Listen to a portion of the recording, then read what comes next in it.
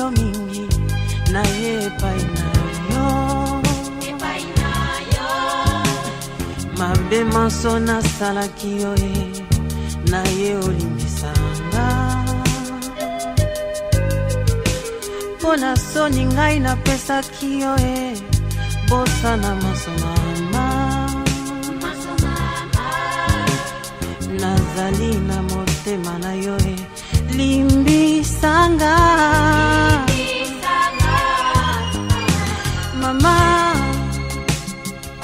lelo nga nakanisi yo mabe maso nasalaki yo limbisanga batelanga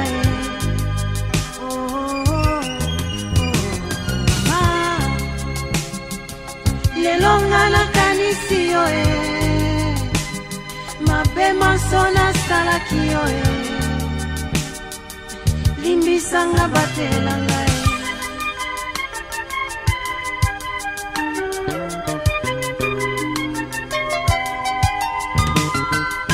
butu ya lelo nalali te motema sepai na yo nayoki na bato balobi susi ekotungisa yo pasi mingi na motema mosiko oyo nga nazali nakozonga nakovanda pembeni na yo mama zelanga nakoya mokili etikelanga se yo nyongo nanga nafuti nano te mama zelanga nakoya mokili etikelanga se yo nyongo nanga nafuti nano te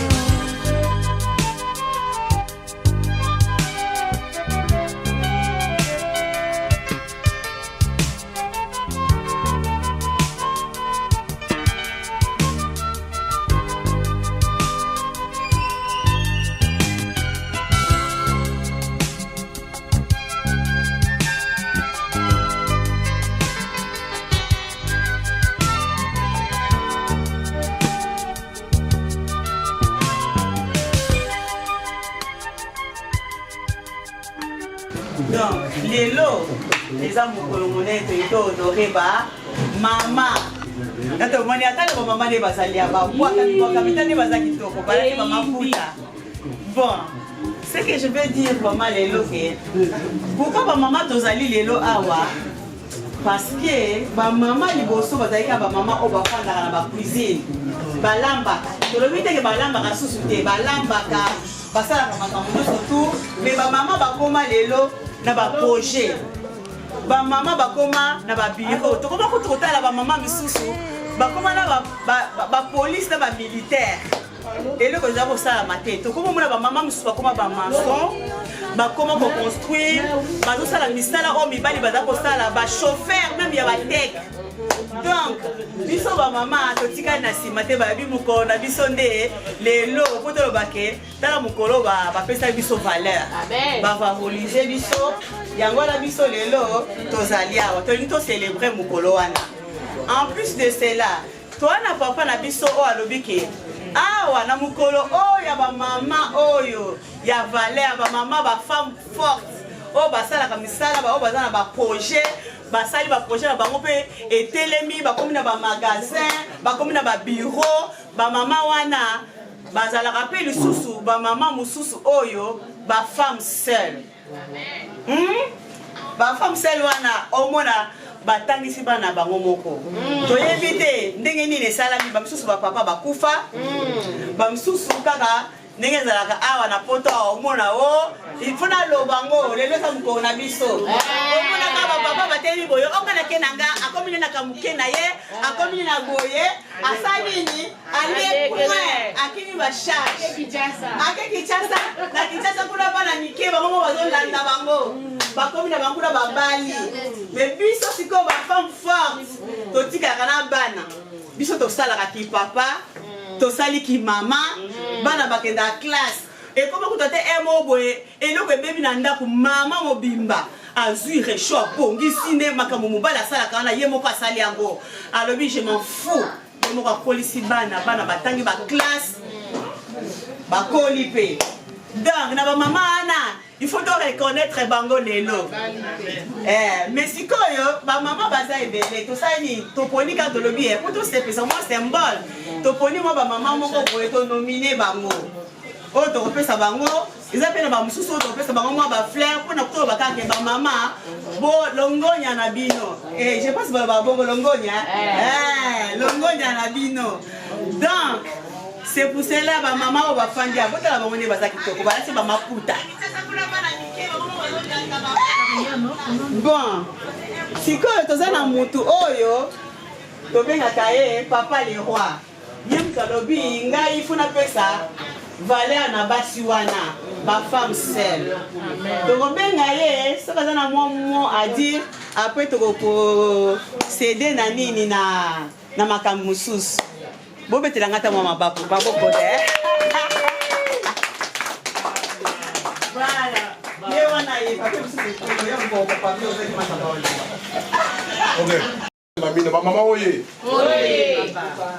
bamama oye voilà je pense que bamisusu baotuna oye nani auti so wapi tomonaka ye alekaka lekaka tomonaka ye aza nani voilà en fait normalement nalinga namona salo etonda mais bon. Ah ouais mais donc comme le temps est toujours temps les amours temps c'est l'argent en fait makanisi oyo nazwi yango ndenge nini makanisi oyo kohonore bamama eza ke na vie nanga personnelle j'ai toujours vécu na bamama bato oyo basalisanga ezalaka mama nanga te parce que ngai nalongwa na maboko mama nanga na âge ya 12 ans 12 ans nalongwa deja maboko mama nanga ti nano navanda nano te na ndako na biso pendant 1 mois na mama nanga. Donc à partir de 12 ans, on a sali 3 jours, 4 jours, 1 semaine, 2 semaines, 3 jours.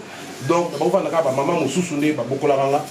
Bisika moya ya maman avec maman mususu na yeba répéter ndé bazalaka nanga. Mais en fait, je me suis dit que non, il faut honorer certaines mamans oyo bazo sala pour la société la biso surtout ba congolaise oyo bazali na four et moulin au na bango bazar donc la famille bazali na église bazali basbel ils sont toujours là les mamans et ces mamans là méritent d'honorer alors qu'honorer bango ndenge nini bazali belé donc les lots ezaka kwa annoncer bino ndenge nini tokozala prochainement parce que to esuki wate tokozala na faire moi oyo na fait ya moi oyo to clôturer yango les événements munene so na fait moi oyo bokozala bino bokozala sous kuna na fait moi oyo tokozala ka ba congolais te on va prendre un niveau panafricain c'est-à-dire tous les mamans africaines sénégalaises burundaises camerounaises elles seront là donc seront là avec nous et puis on va partager ndenge zalaka tokozala mais na yango to nominer ba maman to nominer ba bande lelo siko na kosala ngo to nominer bango ba maman oyo oya catégorie liboso ba maman oyo basali plus de 20 ans en mariage donc plus de 20 ans en mariage ba kolisi bana ba kekelasi famille stable en tout cas ba maman là pour la biso bazali ba exemplaire bazali ba maman de valeur alors il faut honorer ba maman et la catégorie monsieur toza ba maman to bengi ba maman intègre o baza intègre baza na association baza na basbel baza na groupe si ba sangisa bato donc ba maman nyonso wana il faut honorer ba maman wana et puis tout ça sur la catégorie monsieur to bengi catégorie 3 les femmes seules ba maman o baza bango moko o ba abandona o ba tika bango donc bango na makasi na bango ils ont fait tout pour élever leurs enfants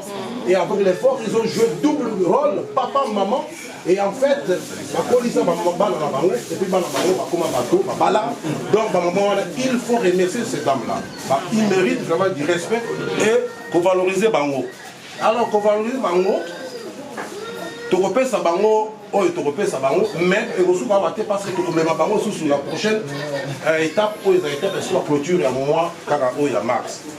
Alors, banane, pourquoi moi? Donc, ça c'est la question, les gens peuvent demander pourquoi moi. Alors, biso tozali zanga mon côté. Donc, si vous avez la sauce à tourner dans Zoom, c'est-à-dire maman est dans la scène. Alors, biso tozali bongo to bengami les nationalistes panafricains. Les nationalistes panafricains, nous sommes partout en Europe, en Amérique, tozali dans l'Asie, tozali les Congolais, les Camerounais, tozali les Belés. Donc, ngande naza coordinateur, yanani Forou Moana, nous to bengami bongo les nationalistes panafricains. Surtout nous sommes pour les Congo et pour l'Afrique. Et alors, nayango toza na populaire politique te, toza na parti politique te, toza li bateau yo, toza koye bisana bateau. Qui sommes-nous? Biso toza banani. Nous, les Congolais, nous les Noirs, nous les Africains, qui sommes-nous? Yo zanani, ye azanani, tomi tuna bongo na chaque fois aux ngana zanani, ye azanani. Soko toyebi otobengi bomoto, bantu, buntu. Donc nous croyons à Dieu de nos ancêtres. Nzambe ancêtres biso babako sambela. Tokola na bango, tolobaka boyeke. Biso toko soye mokolo tokoye ba biso tozali et mokolo nande Afrique et Gobonga. Donc en fait, en bref, en bref, vous les mamans, votre rôle dans la société africaine est nini. Mituna chaque jour dans rôle dans la société africaine, rôle dans la société congolaise est nini. Rôle dans la société à chaque roi et maman est nini. Et rôle dans la famille est nini. Donc Mituna parce qu'apparemment ma maman beaucoup de la tango ya kulia ya kubina ya kubena kubanzani. Mais faut dans la Cameroun Italie Afrique Italie Congo, la ministre vous savez notre pays a dépassé un moment très difficile et les mamans vous devez vous appliquer. Il faut vous aller à la carte. Il faut vous aller à la collaboration pour y avoir ni maison de Kalango et puis pour y avoir ça bana na bino bilingue na bino bana bana banda ko baye baba valeur oh y baye baba actualité pour les zones de Kalakata Congo et puis vous allez bien pour la future na bango et pour la future baton. En tout cas nous devons nous engager parce que ce qui se passe au Congo c'est l'agression. Le Congo souffre les gens. La minute toyo, bazo kata batumitu. La minute biso toko mela toko lia. Na Congo bazo kufa na est. Ba maman baza libanda. Ba maman bana mike. Ba yebi sika kokenete. Donc il faut tout soit appliqué biso nyos. Na tango toko vanda wa toko zala na moi une minute de silence avant ba musique. Il faut tous akanisa ba bande ko biso baza na est. Alors il faut tout souvenir na baton là. Donc et Nazali, la maman Moro, Azana Congo, Akoya, na Charleroi, maman, Akoya un jour, na Charleroi, maman Mbo. Donc maman Mbo, Azana Asbel Nae, Akoya un jour, à Koutanabilo, maman, il y a Charleroi, il y a Zavongo na Isangani.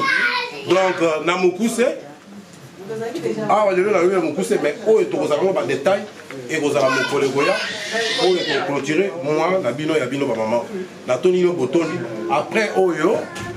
Tokopesa, tokotanga ba combo oyo ba maman bazali nominé et après c'est pas question on va tangi combo nao on reçoit prime T. Ils allaient sur ba tangi combo nao on a carte ya lignée ya ba maman oyo bazali ba maman de valeur. Mais tant on sous peut commander ko bimali sous kuna ndio reçoit prime nao reçoit nani reconnaît donc reconnaissance nao que ça va partir kuna. Donc on va citer les noms et on va donner les primes pour que seulement quelque chose moi enveloppe et vous en donc na maman pour encourager ma maman et bon continuer pour ça la musala pour ça en tant que les leaders parce que les leaders les a raté le bande dans ndaku na yo na société na quartier na yo zo banda leadership ça partout les sibo vous en tant qu'une grande femme de valeur et puis de principes. Donc voilà où la ligne de Sabino. Mais après, on va continuer. Vous pouvez traduire parce qu'il y a la deux ici qui n'ont rien compris. En fait. C'est des caméras. Ok, je vais traduire tout à l'heure. Voilà. C'est-à-dire quoi? C'est-à-dire. Nous. Ah, excusez-moi, tu m'excuses. En fait, aujourd'hui, j'ai choisi cette journée. Pourquoi? Parce que la journée de donc, vous savez, c'est le mois des femmes. Qui est le mois des femmes. On devait faire cette cérémonie pendant le 8. Mais on a rapporté ça aujourd'hui, mois des femmes. À la caisse, on a dit, moi-même l'idée c'était à moi, la vision, avec mes collègues des forums, les nationalistes panafricaines. Alors on a dit, pourquoi pas faire quelque chose pour les mamans? Parce que tout le temps, ils chantent, ils dansent, et puis la fête passe, déclarations, etc. et c'est fini, rien. Alors, il faut encourager les dames qui marquent l'histoire là où ils sont. Dans leur foyer, dans les serrières, au public, ou dans les associations, ou dans les affaires. Alors, il faut reconnaître ces mamans-là. Pour que quand on va les reconnaître, et les autres qui vont voir, ils vont suivre les pas. Pourquoi lui? Pourquoi elle? Alors, il va se poser la question, pourquoi elle est devenue comme ça? Pourquoi on l'appelle femme de valeur? Pourquoi on l'appelle femme de principe? Alors, les gens vont t'approcher et dire pourquoi toi? Et tu vas l'expliquer ce que vous avez fait dans votre vie et ce que vous êtes en train de faire dans la société. Donc, c'est comme ça. Alors, nous avons eu 3 catégories. Il y a la première catégorie, c'est les femmes qui ont fait plus de 20 ans de mariage. C'est pas facile, hein? 20 ans de mariage. Et puis, ils ont élevé leurs enfants et les enfants ont grandi, ils ont étudié et ils ont et leur famille et leur foyer est stable. En 20 ans, plus de 20 ans, mais la famille est toujours stable. Alors ces femmes-là, on va les honorer. Et nous avons la même catégorie, nous avons les femmes seules. Les femmes seules, c'est quoi? C'est une femme qu'on a abandonnée. Un homme qui dit, bon, donc je ne m'occupe pas de toi, tu as trop de charges, donc moi je m'en vais. Il laisse cette femme-là seule. Et cette femme-là, ils prennent maintenant les rôles de double, comme papa et maman. Ils continuent avec ses enfants et les enfants étudient, grandissent. Et alors, les enfants, ils continuent sa vie, donc les enfants sont avec une bonne éducation. Donc ces mamans-là, ils ont réussi. On va reconnaître ces mamans-là. Et ça ne s'arrête pas aujourd'hui. Ça va continuer chaque année les éditions. Alors, nous avons une autre catégorie des femmes veuves. Du coup, l'homme est parti et la maman a dit, comme ma mère à moi, c'est passé. La femme a dit, je ne peux plus me marier, je vais rester et je vais prendre la responsabilité de mes enfants et ma foyer. Et ces femmes-là, ils ont réussi dans la vie, ils ont fait crier leurs enfants et nous devons reconnaître ces femmes. La dernière catégorie, c'est les femmes d'affaires ou les femmes intègres. Des femmes qui sont dans les organisations, même les petites organisations que vous êtes. Hein, des musiquis, des trucs là, que vous réunissez les gens, que vous avez une parole, que vous avez quelque chose à dire aux gens. Et ces femmes-là, qui sont les femmes intègres, et nous reconnaissons ces femmes-là cette nuit, mais ce n'est pas aujourd'hui seulement, parce qu'on va finir cette mois, donc ce mois ici, on va clôturer sa maison africaine, ce sera plus grand, donc là ce sera toutes les femmes africaines, donc c'est camerounaises, sénégalaises, toutes seront là, parce que nous avons aussi le soutien de la commune de Floris. Oui. Voilà, c'est un peu ça, grosso modo, la journée d'aujourd'hui.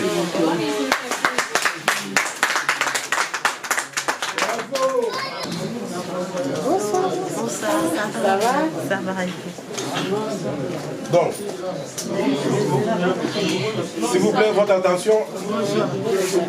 Bon, nous sommes là avec, je peux dire,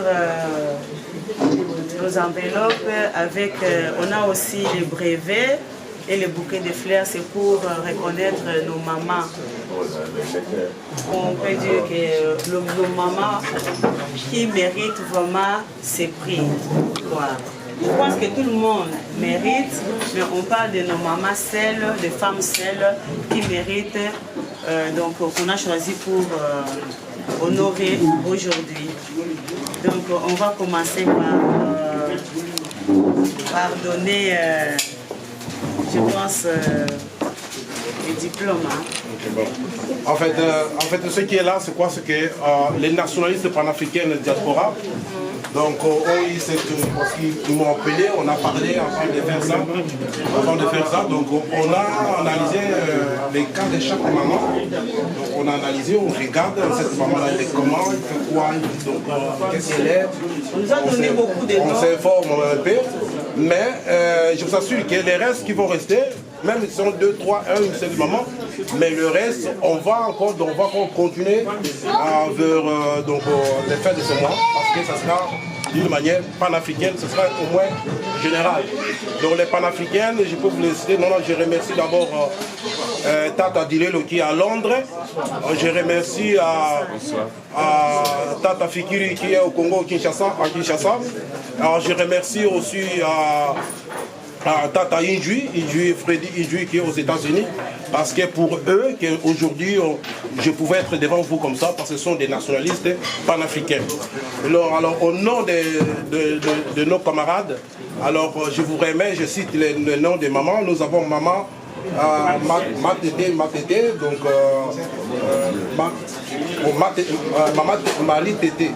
Marie-Thérèse plutôt, excusez-moi. Nous avons maman Irène, nous avons maman Annie Ilunga, et nous avons maman Caroline, et nous avons maman Gloria, nous avons maman Véro Ngakuka. Et alors, sont dénominés. Et bon, qu'est-ce qu'on a fait? Je vous ai expliqué ce qu'on a fait. Mais ces noms-là, je répète encore parce que ça serait. Je ne veux pas que les gens interprètent ça mal. Et voilà pourquoi. Ça, je répète, les noms ici, on va conduire ces noms au niveau des maisons africaines. Et donc, moi. Donc, vous serez encore là, on va encore citer vos noms.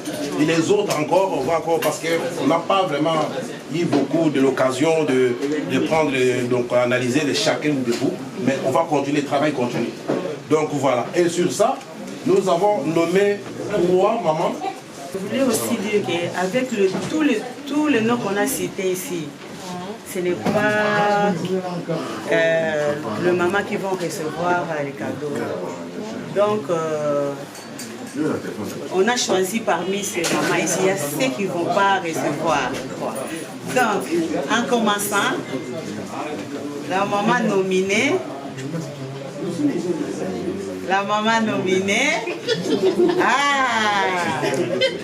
ça commence bien. Je vais citer les noms de la maman nominée. La première maman s'appelle Maman. Quand on va appeler cette maman, elle va s'élever et on va acclamer pour la maman en question. C'est Maman Fondé.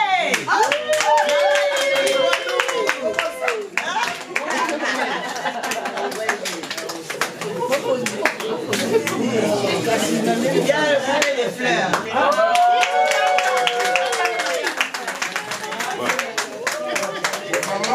Un diplôme, mais je vais compléter ça après parce que c'est pas complété tout. Donc on va le donner après. Merci. C'est bon?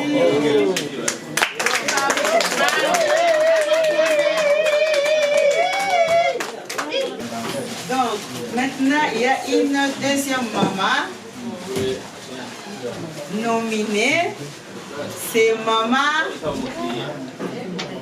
Véro.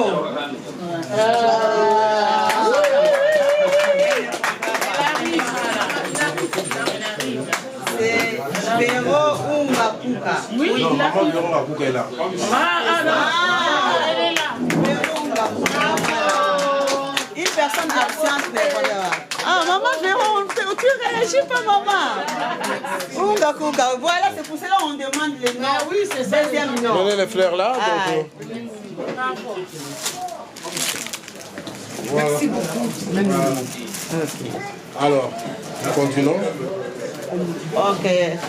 La troisième maman, c'est Maman Irène Ness. Ok.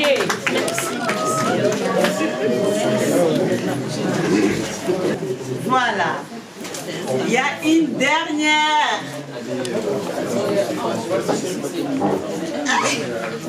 Bon, nous avons une dernière, je crois que vous les connaissez mieux. Alors, en fait, avant de l'expliquer la dernière, en fait, je vais faire un petit commentaire. Encore une fois de plus, pour que ça soit pas mal entendu. En fait, les mamans ici que vous voyez qu'on a donné des enveloppes ou des fleurs, ce n'est pas pour rien qu'on a donné ça. Et ce qu'on a cité, vous êtes encore là, on vous connaît, mais on va encore vérifier. Donc on va encore vérifier, analyser, à chacune de vous qui se présente aujourd'hui cette soirée, de voir est-ce que prochainement, vous serez là. Oui, oui, parce que les mois de mars continuent, parce qu'on va clôturer la fin, ça sera, bon, je vous assure, cette fin, ce sera là, avec le soutien de la commune de Floris. Donc, c'est-à-dire, il y aura plusieurs mamans là-bas.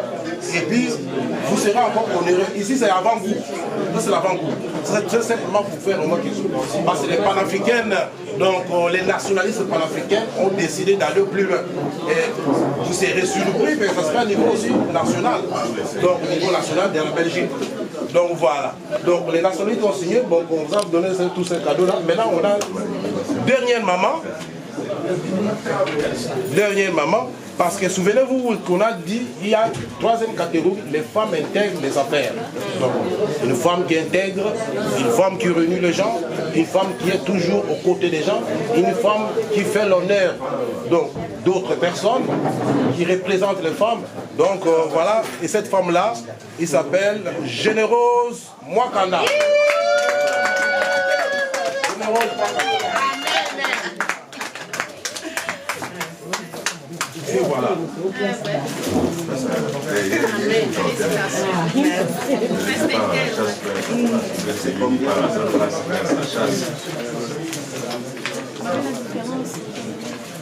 Je vais compléter, vraiment, ne vous en faites pas. Je vais compléter, signer. Donc, on a fini pour le moment. Alors, la prochaine, les diplômes qu'on vous a donnés, mes chères mamans, les diplômes qu'on vous a donnés, ce sont des papiers simples, bien sûr, mais c'est symbolique. C'est la dignité que vous devez protéger ça. En fait, nous voulons que vous soyez au service, vous continuez ce que vous êtes en train de faire. Vous continuez de le faire, être aux côtés des Congolais, aux côtés des Africains, être aux côtés de tout le monde, réunir les gens, donner l'exemple aux gens. Donc, et les nationalistes, donc les panafricains nationalistes sont tous aux côtés de vous. Donc, on vous demande aussi d'être aux côtés de ceux-là qui sont au pays, donc de s'intéresser de la politique de la pays ou de la nation, aussi de la société, ce qui concerne notre nation congolaise. Voilà. Et ça, image moi, simple. Ils ont dit que maman a dit que pour le niveau, vous avez dit que mars et moi, sans mars, sans maman. Et alors, dans les salamate la Charleroi, ou dans évité la Belgique, dans les salamate, mais où ils allaient évangéliser, ils allaient avant-goût. Et croyez-moi, je vous assure que pour les allègues dans le mbango, mais la route c'est bien que vous allez na souka sanza et vous allez kafu. En fait, tout simplement, de valoriser ma maman, de valoriser ma copine, ça m'a putain, copine ça m'a montré une unité. Autant ma comme ma maman ou la qui s'appelle mon mukili, mais on a quatre mots à modèle que ma maman a besoin de nous qui tombe et qui ma génération nouvelle génération, pas qu'on a dans le coup la maman. Voilà un exemple, ma maman. Donc, biso ba nationaliste panafricain, toza dans la partie politique T. Toza ni bon bateau, to bengami tout simplement au service des autres, service de la nation et puis koye beaucoup qu'on a vu.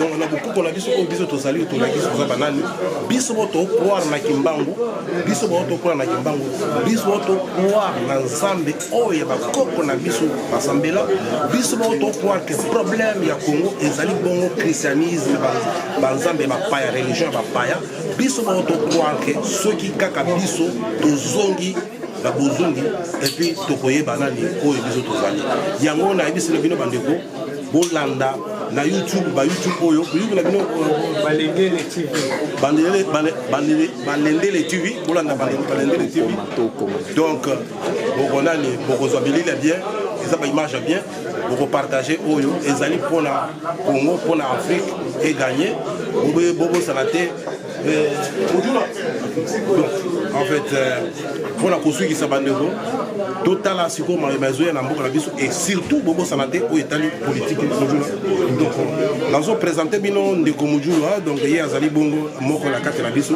il y a Azali nationaliste panafricain donc on peut faire un commentaire là donc et pour nous Nassima Bongo Kamindou merci à tous et puis la PC Mbote Bongo et pas nani et pas Mbo la PC Mbogo et pas nani de Bombo donc on est géant de Bombo la PC Mbote et pas nani et pas yana il y a Freddy Injui après c'est moté pas tata dilelo la carte à Londres et puis c'est Freddy Injui la carte là les États-Unis d'Amérique et puis par Fikiri on a carte Congo la Kinshasa bangone ba grand nationaliste donc merci na bino nyoso Bokolanda moto continuer bongo na moi ezoya suka Bokolanda bilili merci à vous et merci na bino nyoso ba filmer la bilili merci à vous ciao.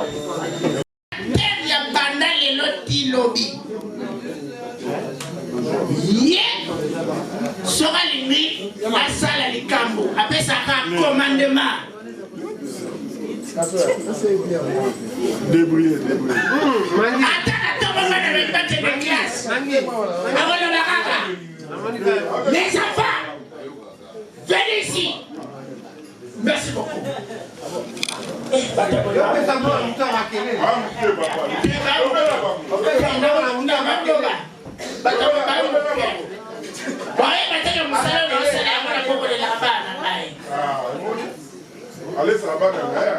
les enfants ils voulaient aller à l'école, non, on a dictateur.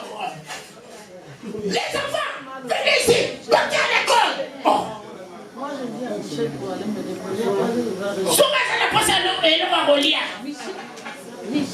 Madame, prépare-moi. Sois là au matin pour qu'on ait papa aujourd'hui, vous allez sortir. Non, aujourd'hui, je ne vais pas sortir. Oh. Souvent la famille qui contrôle la qualité.